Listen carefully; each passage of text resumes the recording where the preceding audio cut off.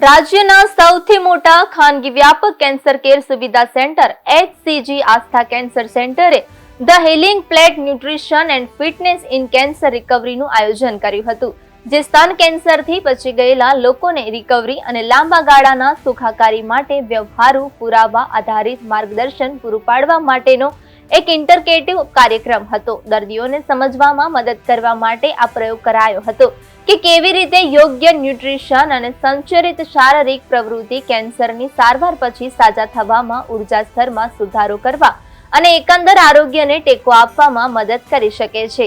આ સેશનમાં Luke કાઉન્ટિન્હો, holistic healing સિસ્ટમના હેડ ન્યુટ્રિશનિસ્ટ સિમ્પલી પાટીલે આહારની આદતો અને શક્તિ પુનઃનિર્માણ કરવામાં આંતરડાના સ્વાસ્થ્યના મહત્વ વિશે વાત કરી હતી.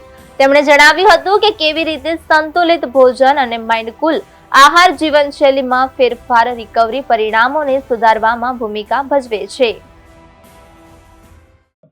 तो आज का जो डिस्कशन था वो न्यूट्रिशन के बारे में था कि मेडिकल ट्रीटमेंट तो ले रहे हैं लेकिन उससे भी इक्वली इम्पॉर्टेंट है आपका न्यूट्रिशन, आपका डाइट, क्योंकि अगर सही तरह का फूड आपके शरीर में जा रहा है तो मेडिसिन की जैसे एक्ट करता है. तो मेडिकल ट्रीटमेंट के अलावा आपका फूड, न्यूट्रिशन, डाइट और आपकी ओवरऑल लाइफस्टाइल भी उतनी ही ज़रूरी है.